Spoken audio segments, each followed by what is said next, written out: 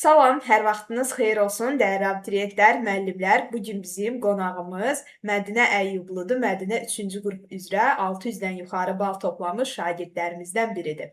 Mədinəni qısa müddətli tanısam da, olduqca çalışqan, iradəli bir qız olaraq yaddaşımda qalıbdır. Bizim normalda şagirdləri hər zaman ayırıram. Bunun da müxtəlif səbəbi var. Uzun müddətli kiminlə getmişəm, qısa müddətli kiminlə. Çünki Mədinənin keçmişdəki fəallığını da unudub, necə deyərlər, hamısını öz əməyimiz kimi göstərə bilmərik. Mədinə gələndə mənə onsuz yaxşı vəziyyətdə idi və biz biraz da onun üzərində çalışdıq. Mədinə, mən istəyərdim sən özünü bizim şagirdlərimizə təqdim edəsən, ümumi topladığın və bizim fəndən topladığın balı qeyd edəsən. Əvvəla hər kəsi salamlayıram. Mən Əyyublu Mədinə. Dövlət İmtahan Mərkəzinin 2025-26-cı tədris ili üzərində keçirdiyi buraxılış və blok imtahanlarından cəmi 631.4 toplamışam. Buraxılış imtahanım 257.5, blok imtahanım 373.9 olub. Azərbaycan dilindən və ədəbiyyatdan eyni nisbi bal toplamışam, 93.2 nisbi balımla. Belə, yəni bal olaraq desəm 139.8 Azərbaycan dili idi, ədəbiyyatda 93.2 belə. Maşallah olsun. Buraxılış və blok nəticən hər ikisi idealdır. Amma mən zənn edirəm ki, blokda bu cür əjdaha nəticə göstərənin buraxılışı da əslində yüksəkdir. Sadəcə bu il yəqin ki, o buraxılış imtahanı sənə də təsir edib. Mən bunu şübhəsiz görürəm. Bilirsən, bu il həqiqətən şagirdlərin bir çoxu narazı qaldı, xüsusən də 600-dən yuxarı toplayanlar.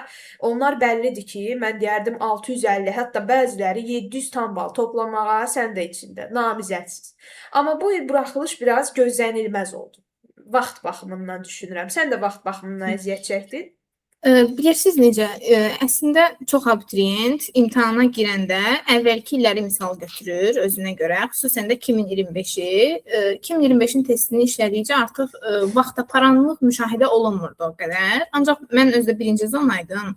Heç nəsiz, heç nə bir fikir olmadan yəni imtahana girmişdim.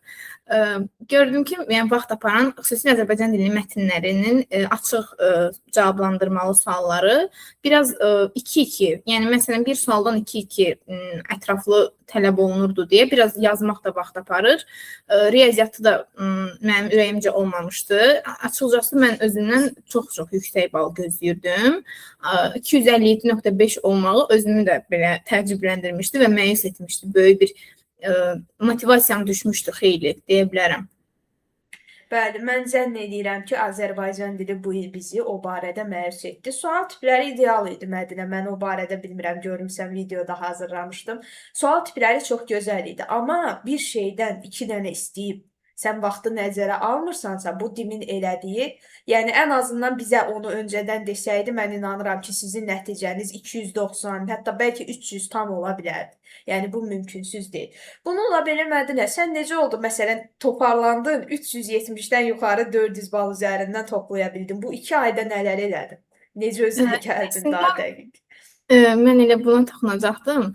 Yəni, uğur hekayəsi heç vaxt düz bir xət üzrə olmur da. Mütləq enən, çıxan xətlər olur. Mən düşünürəm ki, geriyə baxanda həmin anlarda fərqində deyildim. Amma əslində geriyə baxanda görürəm ki, necə çətin bir mühitdən keçmişəm. Çünki mənim üçün 257 bal yəni gözləntimin çox aşağısındaydı deyə böyük bir uğursuzluq hissi qapılmışdım, uğursuzluq hissinə. Amma bunun valideynlərimin, müəllimlərimin köməyi ilə bundan çıxa bildim. Çünki onlar dedilər ki, qarşında 2 dənə böyük bir şans var. Yəni hələ heç nə bitməyib. Yəni sən qarşına odaklanmalısan, necə türklər demiş. Yəni geridə qoymalısan hər şeyi, yəni qarşına baxmalısan. Xüsusilə sizin sözünüz yadımdadır ki, siz ilk dərsinizdə demişsiniz ki, artıq olan olub, yəni qarşınıza baxmalısınız. Yəni fikrinizi bloka verin. Bəli. Burada bilirsən ki, məsələn, bu 2 ayı dəyərləndirmək, o imtahan nəticəsini, buraxılış nəticəsini gözlə, dilxorçuluq, sualları yoxla. Elə şagirdin özünə gəlməyi 1 həftədən çox çəkir. Heç 2 ay belə deyil də sizin imtahana girmə müddətiniz, mən deyərdim. Bu müddətdə bilirsən ki, çox şagird, məsələn, buraxılışa görə blok fənlərini dayandırırdı. Sən belə bir iş görmüşdünmü, məsələn, ədəbiyyat tarixi dayandırmaq kimi? Xeyr, mən heç birini dayandırmamışdım. Düzü vaxt ayırma barəsində son 1-2 həftə qalmış, bəli, daha çox vaxt ayırırdım buraxılış fənlərinə. Ancaq düşünürəm ki, tarixlə ədəbiyyat xüsusilə elə bir fəndir ki, əgər onu dayandırsaz, hər an qopa bilər. Yəni həm proqram çoxdur, təkrar ediləsi mövzular var, xeyli. Yəni bunu dayandırmağım düşünürəm ki, özümə ziyan olardı. Mən heç yay tətilində belə onları tam buraxa bilməmişdim. Yəni 10-cu sinifin yay tətilində xüsusilə tarixdən mövzuları qabağa qaçmışdım ki, çətin mövzuları nisbətən mən artıq ilk dəfə görmüş olmayım. Ədəbiyyatdan 10-cu sinifdə çoxlu teatrlara getmişdim. Yəni eyni şəkildə sinifdə də rollaşdırdığımız mövzular olub, hansı ki, anamın kitabı kimi belə iri həcmli əsərlər. Bu mənə yaddaşımda saxlamağa kömək eləyirdi və özüm də qopmaq istəmirdim düzünə qalsa. Bilirdim ki, mən yenidən onlara qayıtmağım çətin olacaq. Bəli. Mən çox maraqlı bir yerə xüsusən vurğulamaq istəyirəm. Ədəbiyyatı öyrənərkən deməli teatra xüsusən maraq salmışdın, ya? Bəli. Ədəbiyyat sevimli fənnindir, belə deyə bilərik, yoxsa? Sevirəm, bəli. Bədii ədəbiyyata uşaqlığımdan bəri marağım var. Çünki kitab oxumağı uşaqlıqdan bəri aşılanmış bir şey idi məndə. Ona görə düşünürəm ki, 3-cü qrupu seçmək mənim üçün o qədər də çətin olmadı. Yəni iri həcmli əsərlər məni qorxutmurdu. Yəni mən əksinə onları təsəvvürümdə canlandıraraq və yaxud teatrlarına gedərək bu artıq mənim yadımda daha çox qalırdı və düşünürəm ki, bir insan bir şeyi məcburiyyətdən etmirsə, yəni onu hobbi olaraq edirsə, bu iş artıq ona daha çox zövq verir və bu insanın uğurlu olma faizi də çoxalır həmçinin. Yəni sevərək etmək daha sərf edir. Bəli, maraqlı bir üsuldur. Şəxsən mən bunu bəyəndim. Bunu edənlər bilirsən də azdır. Şagirdlər ancaq bir kitab alır, onun içində əlləşib vuruşur və fənni sevərək və ya fənni sevməyə çalışaraq iş görənlərin sayı azdır. Amma ədəbiyyatdır, Azərbaycan dilidir. Mən öz fənlərim barədə əminliklə deyə bilərəm ki, məsələn, sən indi hüquqşünassan artıq. Və bu sənin gələcək həyatında sənə fayda verəcək. Elə bir şey ola bilməz. Ədəbiyyat insana həyatı öyrədir. Azərbaycan dili də ki, Azərbaycanda fəaliyyət göstərən və professional olmaq istəyən hər bir peşə ixtisas sahəsində vacibdir. Mən buna şübhəm yoxdur ki, siz bunu layiqincə yerinə yetirəcəksiniz. Mənə maraqlı olan nədir? Həmişə 3-cü sualımı biraz da bizlə bağlı və müəllim kriteriyaları ilə bağlı qoyuram. Yəqin ənənəni görmüsən. Mən bilmək istəyərdim bizlə bağlı, məsələn, dərslərimizlə bağlı nə düşünürsən və əlavə olaraq da müəllim kriteriyan nədir? Məsələn, istənilən fən müəllimi seçərkən nəyə fokuslanırsan ki, mən bu adamdan dərs ala bilərəm, yaxud ala bilmərəm? Deməli, sizlə ilk tanışlığıma qayıdım. 11-ci sinifin başlarındaydı, səhv xatırlamıramsa. Sizin ədəbiyyatdan təhlil videolarınıza baxırdım. Mən eyni zamanda biraz mükəmməliyyətçi xasiyyətim olduğunu düşünürəm. Ona görə, məsələn, dərs aralarında ki, yemək üçün yemək fasiləsi verirəm. Bunda da istəyirdim ki, mən dərslə məşğul olum. Nəsə təhlil videosu olsun, mən təhlil videosuna baxım və arxi fonda da olsa mənim yaddaşıma yazılsın. Ən azından mən təkrar etmiş olum neysə, oxuya bilməsəm də həmin anda. Sizin videolarınızı qoyurdum, iri həcmli əsərlər, hansı ki, mən çətinlik çəkirdim. Bəzi məqamları başa düşməkdə detalları sizin videolarınızı qoyub dinləyirdim və həqiqətən nitqiniz, axıcılığı, yəni səlis danışığınız falan mənə sizə valih etmişdi deyə bilərəm. Amma sizlə çox qısa bir müddət, çox təəssüflər olsun ki, 2 aylıq bir müddətdə hazırlaşmışam. Kaş mən deyirdim ki, əvvəlcədən yəni sizin dərslərinizə qoşulardım. Sürət qrupu deyil, yəni davamlı uzun müddətli şagirdlərinizdən olardım. Sürət qrupu elanınızı gördüm. Mən yəni həmişə istəmişəm ki, məsuliyyətli, yəni dərs barəsində ciddi, ancaq belə şagirdlərlə eyni şəkildə dost münasibəti qura bilən, yəni suallarıma ətraflı şəkildə cavab tapa bildiyim bir müəllim olsun. Həqiqətən sizi də yəni dərslərimiz keçdikcə bir daha müşahidə elədim ki, həqiqətən çox doğru bir seçim eləmişəm. Düzü onlayn biraz uşaqları qorxudur onlayn ki, başa düşə bilərəmmi, ya necə olar, biraz yorularamı? Mən də elə düşünürdüm. Ancaq yəni sizin dərsinizə qoşulandan sonra anladım ki, yəni çox doğru seçim eləmişəm. Öncəliklə təşəkkür edirəm ki, sən bizim barədə belə müsbət fikirdəsən və ümid edirəm ki, bizim bütün şagirdlərimiz bizdən belə razı qalıblar. Bu mənim üçün çox önəmli bir faktdır və müəllim seçiminə də çox diqqət edirəm mən özümdə. Məsələn, şagirdlərimiz sizdən məsləhət alarkən bilirsən ki, hazırda müəllim adına layiq olan və olmayan kifayət qədər şəxs var və təbii ki, şagirdlər bu seçim qarşısında qalır. Burada çox önəmli məqam var. Hərənin kriteriyası fərqlidir. Bəzi insanlar, bizim qızlarımız demiş, ciddi insan axtarır. Yəni, onun üzü gülməsə belə ona xoş gələcək. Bəziləri də müəllim münasibətinə diqqət edir və tələbkarlığı da əldən vermirlər. Amma mən deyir ki, qısa müddətdə olsa, həqiqətən yaxşı işlər görə bilmişik və bu müddət ərzində müsbət təəssüratın formalaşmasına çox sevindim. İnşallah hamı razı qalar. Və məni maraqlandıran proseslərdən biri, bax Mədinə, sən indi buraxılışda məndən hazırlaşmamısan, mənə maraqlı olan nədir? 3-cü qruplarda bilirsən də riyaziyyat çox çətin, problemli olur. Bu ildə riyaziyyat 5 sualı mən bildiyim qədərilə çətin olmuşdu. Riyaziyyat, Azərbaycan dili, İngilis dili, İngilis dilində də yenilik var idi sizin xüsusən imtahanda həm 9, həm 11. Bunlarla necə başa çıxırdın? Məsələn, Azərbaycan dili sən onsuz bloka gedirsən, yaxşı bilirsən. Digər iki fənni necə öyrənməyə başlayırdın? Yəni, xüsusi bir metodun varmı bununla bağlı? Düzünə qalsa, mən ingilis dilindən Cambridge kurslarına getmişəm deyə, xüsusi dim səviyyəsində, yəni Cambridge səviyyəsində, B2 səviyyəsində bilirəm. Ona görə dim olaraq məni çox zorlamamışdı, çətin gəlməmişdi və qrammatikadakı mənə rahat gəlmişdi. O barədə çətinliyim olmamışdı. Ancaq riyaziyyat məni biraz çətinliyə salıb. Yəni hər 3-cü qrupun, yəni hər deməyək də 10 nəfərdən 9-unun rast gəldiyi bir şeydir riyaziyyat. Çünki biz yeganə fəndir ki, riyaziyyat 5 fənnin içində texniki fəndir və hesablama istəyir. Biraz düşünürəm ki, ləngi idim hesablama barəsində. Yəni kaş ki bunun üstünə daha çox düşərdim. 72.9 yazmışdım. Sırf riyaziyyata görə qırmızı attestat ala bilməmişəm. Bu biraz mənim üçün həssas yerdir. Ancaq çox çalışdığımı düşünürəm. Geriyə baxanda daha çox çalışardımmı bilmirəm. Mən düşünürəm ki, əlimdən gələni eləmişəm. Bəlkə də belə olmalıymış. Xeyirlisin.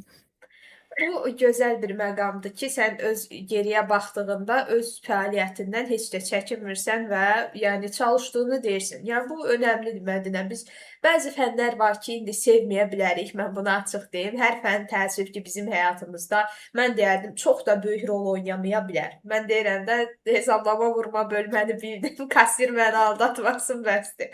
Riyaziyyat fənnini nə bilim dərin bilmək, yəni müəyyən sahədə nə qədər işə yarayar. Təbii ki, dəyərli bir fəndir, amma məncə hamı üçün eyni payda deyil. Mən bununla razıyam və 3-cü qrup olaraq sənin necə deyərlər, əziyyətini başa düşürəm. Və bu müddət ərzində, məsələn, buraxılışda ciddi bir çətinliklə üzləşmisiniz, blokada qısa zamanda toparlanıb hazırlanmısınız. Etdiyimiz bəzi səhvlər olur da, bilirsən bizim. Məsələn, bəzi şagirdlərimiz dedi ki, mən əyani yerinə onlayn gedərdim, kaş, vaxtım çox getdi yolda. Bəziləri dedi, səhv müəllim seçimləri etmişəm, mənim üçün çox problemli olub. Yəni, 10-11-ci sinif arası sənin etdiyin belə bir səhvin varmı? Yəni ki, onu kaş etməzdim, daha yaxşı ola bilərdi dediyim. Əslində, peşmançılıq belə geriyə baxanda tam bilmirəm, yəni yadıma gəlmir. Ancaq belə deyə bilərəm ki, nəzəriyyə məsələsində mən istərdim ki, 10-cu sinifdə ən azından bir çox əsəri kaş ki oxuyardım. Yəni nəzəriyyə baxımından mənim daha çox yadımda qalardı. Yəni ədəbiyyatın biraz həssas şeyi, yəni əzbərdən qaçıb, yəni əzbər çox xoşlamıram mən ümumiyyətlə, baxmayaraq ki, 3-cü qrupam. İstəyirəm ki, o məlumat mənim beynimdə öz-özlüyündən qalsın. Yəni əzbər yardımı ilə yox. İstərdim ki, daha çox proqramda olan əsərləri oxuyum. Onlar mənim yadımda həkk olunsun, belə deyim. Bəli. 10-cu sinifdən ədəbiyyatda xüsusən genişləndirilmiş əlavəli əsərləri oxuyub indidən mənimsəmək önəmlidir. Bəs tarix üçün bilirsən ki, ədəbiyyatı əslində bir ilə həll etmək olar öz aramızda da. Sən bunu bacarmısan. Azərbaycan dilindəki onsuz bazan var idi. Bu tarix fənni üçün mən deyərdim ki, bəlkə də 9-dan belə başlasan çox yaxşı ola bilər. Sən neçənci sinifdən başlamısan və bu yolda necə öyrənmisən? Çünki dedin ki, mən əzbərləməyi sevmirəm. Mən özüm də sevmirəm. Bunun üçün mənim metodum həmişə fərqli olub. Səninki nə olub? Mənim tarixlə hekayəm lap 8-ci sinifdən başlayır. Bu 8-ci sinifdə mən tarixi heç sevmirdim. Yəni hətta böyük bir söz işlədib demişdim ki, mən hansı ixtisas olur olsun, tarixlə bağlı bir ixtisas seçməyəcəm. Bilirəm ki, o ixtisası içində tarix olmayacaq, çünki o dərəcədə mənim heç xoşum gəlmirdi. Oxuyurdum, yəni qiymətlərim yaxşı idi, ancaq heç cürə sevə bilmirdim də. Yəni deyirdim ki, mənlik deyil və seçdiyim ixtisasda tarix olmamalıdır. Lakin sonradan mənim müəllimim dəyişdi və hal-hazırda 29 yazmağıma səbəb olan Ramin müəllim gəldi mənə dərs dedi və ondan sonra mən artıq gördüm ki, həqiqətən tarix çox maraqlı bir fənn imiş. Düşünürəm ki, müəllim seçimindən çox şey asılıdır və ondan sonra artıq düşünməyə başladım ki, mən 3-cü qrup ola bilərəm. Çünki tarixi də sevirəm və baxmayaraq ki, fənnə görə seçim etməyi sevmirəm. Yəni düşünmüşdüm ki, fənnə görə seçim doğru olmaz. Ancaq tarixin də belə olandan sonra dedim ki, kömək olacaq mənim üçün. Onda deyə bilərikmi ki, hüquqşünaslığı seçməyinin tarixi bir növ 8-dən sonra və ya Ramin müəllimi dediyin müəllimi tanıdıqdan sonra yaşanır? Bəli. Ona qədər ağlında bir ixtisas var idi, yoxsa sonradan formalaşdı? Ona qədər mən ibtidai sinif müəllimimi çox sevirdim və ona baxıb həmişə deyirdim ki, mən müəllim olacağam. Müəllim olmaq mənim arzum idi, uşaqlıq arzum idi deyək ki. Ancaq böyüdükcə insan başa düşür də, yəni biraz fikirləri dəyişir.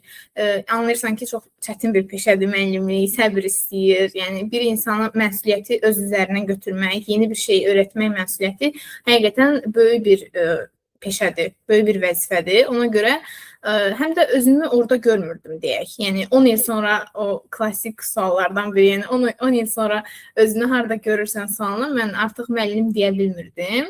Araşdırmam başladıqca gördüm ki, hüquqşünaslıq əsl mənlik bir peşədir və xüsusilə televizorda kinoların və dizilərin mənə çox köməyi oldu deyə bilərəm. Mən artıq ora baxanda özümü orada hiss eləyirdim, o mühitin içində hiss eləyirdim və bu mənim üçün vizuallaşdırmaq çox kömək olmuşdu. Bəli, ona gəlirdim ki, şagirdlərin bir qismi özünü o yerdə görməyi bacarır. Ən çətin zamanlarda belə insanın əlindən tutan bir yaxşı texnika ola bilər ki, sən deyirsən ki, hə, mən çox böyük bir əziyyət çəkirəm. Bəzi insanlar hüquqşünaslığı bilirsən də nə qədər çətin olduğunu, bu sahədə inkişafın, irəliləməyə problem yarada biləcəyini xüsusən qızlarımıza deyirlər. Mənə də uşaq vaxtı bunu çox deyirlər. Çox yadıma gəlir həmin hissələr və bununla belə seçiminin arxasında durman çox-çox önəmli bir faktdır. Və mən nəyi bilmək istəyərdim? Bacarmayacağam dediyin anlarda nələrlə məşğul olurdun? Düşünürəm ki, bu hamının başına gəlib. Çünki uğurlu insanların hamısına baxanda mütləq onlar bir dəfə uğursuz, ən azı bir dəfə uğursuz olublar ki, onlar yenidən bir daha cəhd edib uğurlu olublar. Məndə də bu buraxılış ərəfəsində olmuşdu. Buraxılış imtahanı baxmayaraq ki, artıq o 2 fənn ayrıldı, getdi, artıq qabağımızda 3 fənn qalıb. Mən yenə də biraz keçmişə baxıb təəssüflənirdim, təəssüfsüz keçirirdim. Bu zaman yəni çalışırdım ki, pozitivə fokuslanam, ancaq təsirdən çıxmamışdım deyə hələ də tam fikrimi toparlaya bilmirdim. Sonralar artıq getdikcə unutmağa başladım və yəni vaxt da azalır, 2 ay kimi az bir müddət. Başladım, yəni tarixi də sevirdim, ədəbiyyata da həvəsim var idi. Azərbaycan dili ilə onsuz da, yəni 9-cu sinifdən bəri oxuduğum bir fənn olduğu üçün mən bacara bilməyəcəyimi düşünmürdüm. Yəni bəzən olurdu ki, o hissə qapılırdım. Sınaqlardan məsələn az yazanda, biraz mükəmməliyyətçilikdən irəli gələn bir şeydir. Tez, yəni deyirdim ki, yox, alınmayacaq. Sınaqlardan az yazıram, yəni məndə alınmayacaq. Niyə belə olur? Çünki 600 pilot çox böyük bir hədəfdir və səhv sayını minimuma indirməlisən burada. Amma sonradan səhvlərimi artıq qeyd etməyə başladım, araşdırmağa başladım ki, mən burada niyə səhv edirəm?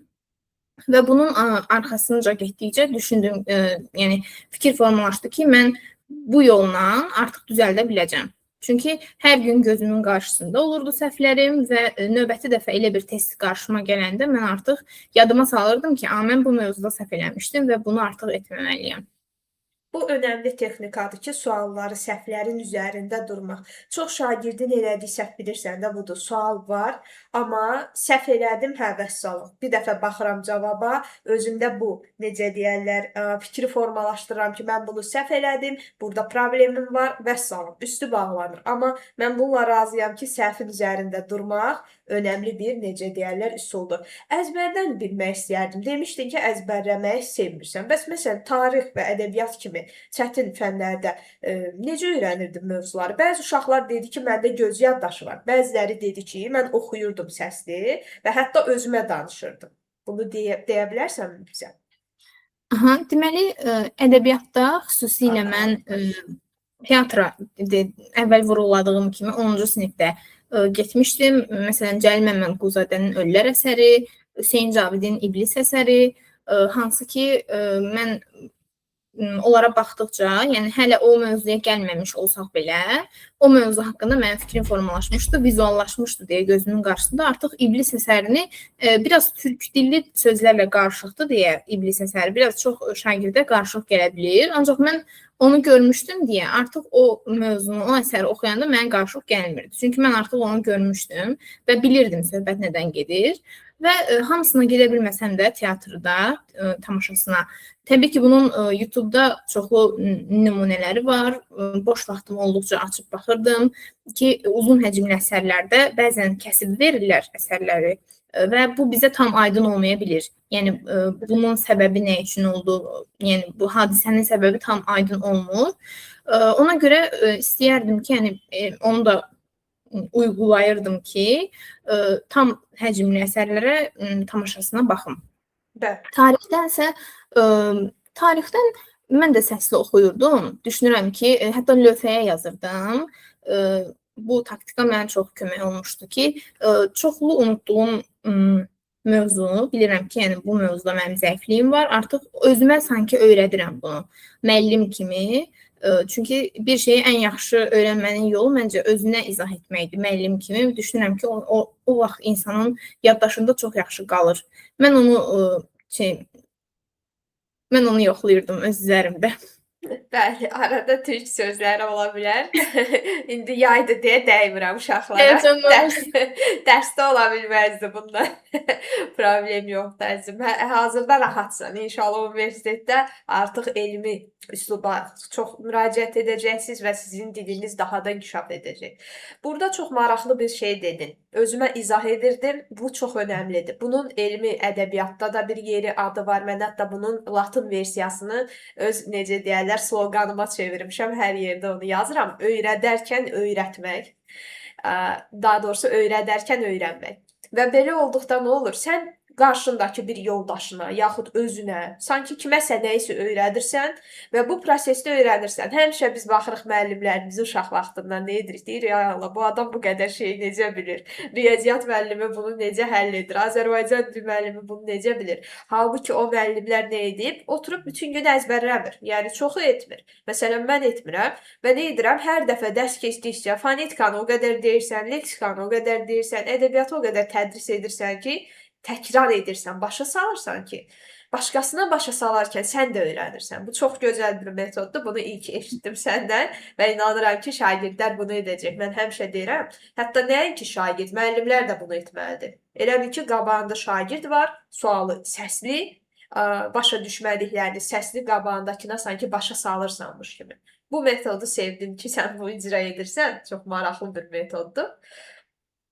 Deməli, burada şagirdlərin maraqlandığı şey nədir? Məsələn, sən tarix barədə, ədəbiyyat barədə məsləhət verdin və dedin teatrdır, müəyyən, deyək ki, video şəklində də boş vaxtında izləyirsən. Mən deyirdim ki, sosial həyatımda incəsənətə yatqın bir insansan da. Çünki məsələn, Sevcan dedi ki, mən pianində çala bilirəm, müxtəlif maraqlarım var. Səndə də belə hobbilər nələr var ki, bu sənə burada kömək edib? Və yaxud hər bir hobbi kömək edir. Məsələn, idmana getsən deyə bilərsən, bunun fəndən aidiyyəti var. Amma təmiz düşüncə, beyin fiziki sağlam bədəndən gəlir. Bəli, əlbəttə, xüsusilə dərslərin çox olduğu bir dövrdə insan istəyir ki, bir dənə hobbisi olsun, o hansı ki, onu o təzyiqdən xilas etsin. Mən pianino çala bilirəm. Yəni not olaraq bilməsəm də, yəni belə telefon qoyub ona uyğun çala bilirdim. 11-ci sinifdə bunu edirdimmi, vaxtım qalırdımı tam xatırlaya bilmirəm. Yəni çox az. Olsa belə, yəni çox az vaxtım olmuşdu. Hətta bu məni məyus edirdi ki, mən hobbilərimə vaxt ayıra bilmirəm. Yəni ancaq dərs, yəni çox sıx bir temp var idi 11-ci sinifdə. Bunu qəbul etmək lazımdır. Ancaq bu pianino çalmaq bəli məni çox rahatladan bir şey idi və mən ara sıra edirdim bunu. Bəli, bəs başqa məsələn hobbilərin varmı? Bu beynini rahatlatmaq musiqi ilə yaxşı bir üsuldur, razıyam bundan. Başqa xatırlayıram ki, klassik musiqi qoyurdum. Mən riyaziyyat həll edəndə buraxılışa qədər klassik musiqi məni biraz rahatladırdı. Riyaziyyat işləyəndə biraz gərilirdim. Ona görə klassik musiqi mənə kömək edirdi. Məncə də gərginliyi azaldır xeyli. Sevdiyim bir şeyə dəyişmək kimi düşünürdüm bunu. Yəni sevmirəm, sevmədiyim işi görəndə ən azından zövq ala bilim. Çox maraqlı üsuldur riyaziyyatda. Bəzi şagirdlər deyir, mən məsələn musiqi ilə çətin işləyim, çünki diqqətim pozulur. Təbii musiqi deyəndə cəmaət elə bilməsin, arxada nə bilim, hansısa müğənninin Justin Bieber mahnısı gedir. Sözsüz musiqilər təbii ki, uşaqlar Evet, buna diqqət edin, klassik musiqi buna bərabərdir. Və bununla bağlı araşdırmalar da var ki, həqiqətən faydalıdır. Bəs Mədinə, məsələn, texnikalarda, məsələn, mən həmişə deyirəm, 50 dəqiqə mən özüm bir iş üzərində çalışıram, 10 dəqiqə istirahət edirəm. Çünki mənim diqqət pozuntum var, bir müəllim olaraq əziyyət çəkirəm. Sən məsələn belə konkret oturub, hə, səhər dərsim var, vəssalam, mən sakit dərsimi edim. Belə deyirdin, yoxsa texnika ilə bir növ özünü irəlilətməyə çalışırdın? Əslində bu haqda mən də çox araşdırma etmişdim və bu texnikaları yoxlamışdım öz üzərimdə. Ancaq gördüm ki, mən fasilə etdikcə mənim daha çox diqqətim pozulur. Yəni mən xoşlayırdım ki, dərsim var, sabaha bu dərsləri etməliyəm. Mən hər şeyi bir qırağa qoyum. Mümkünsə, yəni məni narahat edəcək heç bir şey olmasın və mən bu dərsimi bitirməliyəm. Ya bitirməliyəm, onsuz da bu gün bitirəcəm. Yəni mümkün qədər tez olması üçün həm də bu düşünürəm ki, buna görə daha çox. Yəni xüsusilə Azərbaycan dilindən 200 testim var. Bunu eləyib bitirənə kimi mümkün qədər fasilə vermirdim. Ondan sonra fənlər arası ola bilər ki, məsələn, biraz dururdum, ailəmlə söhbət edirdim. Yəni bu mənə çox kömək edirdi, psixolojik olaraq həm də. Amma belə fənlər, yəni 50 dəqiqə sonra fasilə, vaxt qoymaq falan mən düşünürəm ki, mənim fikrimi çox yayındırırdı. Bəli, Yəni sən deməli saatda qalır. Bəli, dərin çalışmağa önəm verirsən. Bu da maraqlı üsuldur. İndi bəzi insanlarda bilirsən də, məsələn, məndə çox diqqət problemi var, bu mənə sərf edir. Amma bəzi insanlarda fərqli ola bilər. Biz bunu niyə soruşuruq Mədinə? Bilirsən də, məsələn, hobbidir və s. Bəziləri deyə bilər, pianinonu mən neyniyim? Amma burada bilmək lazımdır ki, Mədinə heç olmasa özünə də vaxt ayırırdı bəzi anlarda. Təbii ki, indi son bir il də deyil, əslində aylardır da, 6-7 ay və yaxud maksimum 9 ay. Sən nə edirsən, özünə bəzi şeylərdən məhrum edirsən, amma 10-cu sinifə qədər kifayət qədər hobbilərini yerinə yetirmək olar. Bəs belə sosial həyatında tam məhdudiyyət qoyurdunmu Mədinə? Məsələn, dostlarla görüşdü, onlarla bir iş görmək. Səma dedi ki, məsələn, mən kitabxanada tək çalışırdım. Zeynəb dedi, mən dostumla birgə çalışmağı sevirdim. Sən bununla bağlı nələr edirdin? Mən dostlarımla, yəni sosial həyatımı məhdudlaşdırmışdım mümkün qədər. Hətta ailəvi görüşlərə ki olurdu, hansı ki ailəvi dostlarla görüşlər. Mən 11-ci sinif ərzində demək olar ki, heç bir görüşə qatılmırdım. Çünki bunu daha çox öz xasiyyətimdən irəli gəldiyini düşünürəm. Çünki mən ev tapşırığım, sabaha çatdırmalı olan tapşırığım varsa belə, mən evdən çıxsam, artıq fikrim qalırdı tapşırıqlarımda. Ya özümlə götürürdüm gedəcəyim yerə o tapşırıqları ki, mən gedim orada oxuyum. Yəni bu mənə çox sərf edən bir şey deyildi. Ona görə yəni evdə oturub eləməyi daha çox üstün tuturdum. Deyirdim ki, yəni imtahanı verim bitsin, imtahandan sonra edərəm. İmtahandan sonraya qalsın. Yəni təbii ki, dincəlirdim. Dincəlmək xüsusilə 6 bazar, şənbə və bazar günlərində mən çalışırdım ki, istirahət edim. Ancaq yəni həftə içi olsun, yəni tapşırıqlarımın sıx olduğu imtahan ərəfəsi olsun, yəni çalışırdım ki, bunları məhdudlaşdırım. Bəli. Mən də deyərdim, Təbii ki, biz burada insan olduğumuzu unutmuruq bu prosesdə. Məsələn, Mədinə, sən də sosial bacarıqların yerindədir, özünü ifadə edə bilirsən. Mən həmişə nümunə gətirirəm. Elə şagirdlər var ki, robota çevrilirlər, sırf bal toplayacam deyə. Xeyr, bəzi məhdudiyyətlər olmalıdırmı? Bəli, qurban tələb edir bu proses. Çünki siz sözsüz ki, digər şagirdlərdən fərqlənirsiniz. İndi hər bir balın öz dəyəri, hər şagirdin öz yeri var, ona söz yox. Amma məsələn 400 bal toplayan şagirdlə 600 bal toplayanın əməyi eyni ola bilməz, fədakarlığı eyni ola bilməz. Sən çox şey fəda edirsənsə, çox şey də qazanmış olursan. Məncə o qurban verdiyin o anlar, dostlar, necə deyirlər, görüşləri artıq sən müsbət qarşılayırsan. Buna görə məncə peşman deyilsən.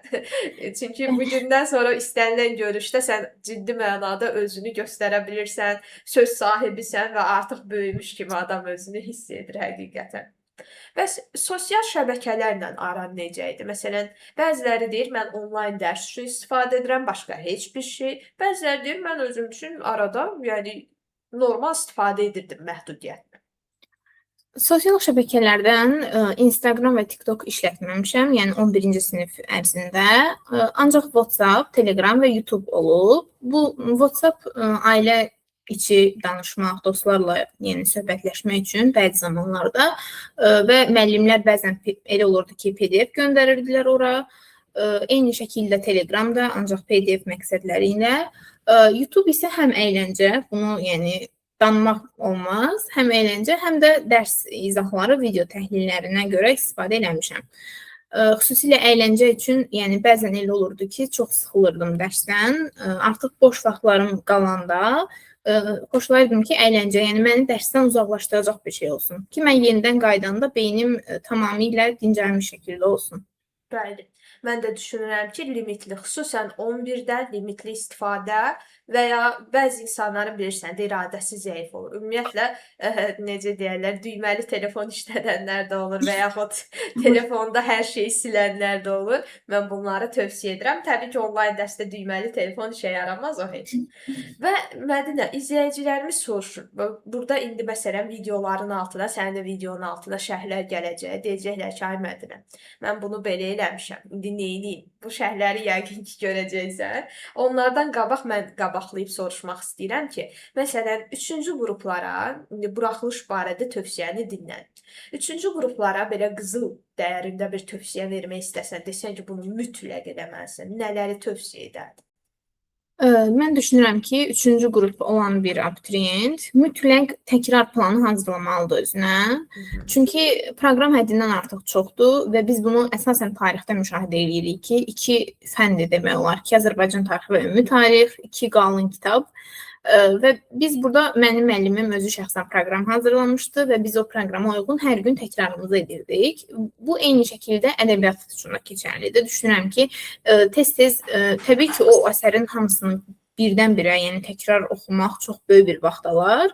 Qeydlər şəklində özləri konspekt kimi çıxara bilərlər, yəni onu davamlı olaraq təkrar edə bilərlər ki, bu onlara çox kömək edir deyə düşünürəm. Azərbaycan dili qrammatikadır, onlar məncə əzbərə gedir biraz, yəni oxuduqca artıq insanın əzbərində formalaşır. Təbii ki, test işləmək də vacibdir orada. Belə, yəni çoxlu təkrar eləsinlər, səhvlərindən dərs çıxarsınlar, mütləq qeyd aparsınlar. Belə demək istəyərdim. Yəni konspektləşdirmə qeyd çox önəmlidir. Bəli, mən də razıyam. Təkrar proqramı fikri çox yaxşı bir fikirdir Mədinə. Yadımdadırsa biz əsərləri birləşdirib sual-cavab edirdik. Bəzilərini tarix müəllimində xüsusi proqram çıxarıb və zənn edirəm ki, bu əlindən tutur. İndi bəzi izləyicilər deyə bilər ki, mənim müəllimim bunu etmir, yaxud mən ümumiyyətlə müəllimlə hazırlaşmıram. İndi süni intellekt dövrüdür dostlar. Proqramı yüklüyürsüz. Məncə sən də kömək almamış olmazsan. Bəli. Bəli, necə istifadə edirdin süni intellektdən? Əsasən düşünürəm ki, 3-cü qrup üçün biraz yəni tam olaraq güvənə bilmir insan. Çünki bəzən elə məlumatları təhrif olunmuş şəkildə verir ki, insan yəni güvənə bilmir tam olaraq. Ancaq belə konspektləşdirmə şəklində düşünürəm ki, mənə ideya verirdi o. Yəni ideya almaq məqsədi ilə soruşurdum ki, məsələn, bunu necə edə bilərəm? O ideya verirdi ki, bu şəkildə konspektləşdirsən daha yaxşı olar, daha yadda qalan olar və uğur qazanmış abituriyentlərin, yəni dünya üzərində dərs metodlarını xüsusilə vurğulayırdım ki, onların etdiyi texnikalardan mənə də kömək versin. Bəli, bu çox önəmlidir. İndi Azərbaycanda istifadə məhduddur və Azərbaycandan bir bilik almaq, xüsusən mənim fənnimdə Azərbaycanda o qədər təhrif eləyir ki, zalım. Tarixdir, ədəbiyyatdır, onlar da həmçinin əgər Azərbaycanla bağlıdırsa məhdud istifadədir. Ümumi tarixdə müəyyən dəstək olar məncə. Bir də metod. Çox gözəl vurğuladın ki, metodları öyrənmək. Yəni o araşdırır və sənə deyir ki, dünyada universitetə qəbul olmaq istəyənlər nələr edir və mən bunu konspektləşdirərkən bilirsiniz də qeyd tutanda qələmin rənginə qədər hər şeyin önəmi var. İşarə, fosforlu qələm bunların rənginə qədər və çox ağıllı bir texnikadır ki, məsələn müəllimi olmayan yaxud müəllimi bunu kimsə etmirsə, düzü etmirsə məncə o müəllimi bir dəyişmək barədə düşünsünlər. Çünki müəllim sadəcə fən demir, onu öyrənməyin yolunu da öyrətməlidir şagirdə.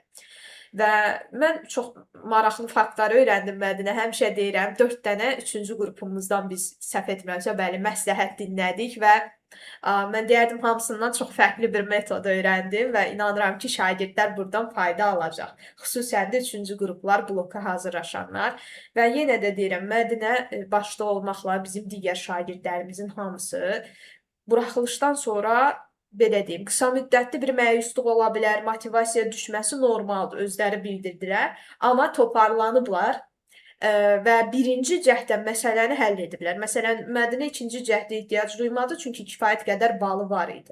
Yəni, ikinci cəhd sizin üçün ancaq bir elə-belə gedib bir dəyim və yaxud da ehtiyac yoxdur da əlavə xərcə, belə bir düşüncədir. Necə deyərlər?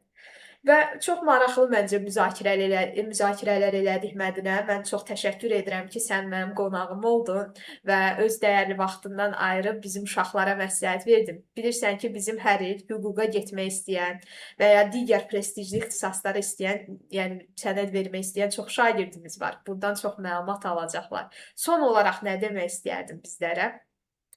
Son olaraq demək istəyərdim ki, arzularının arxasınca getsinlər.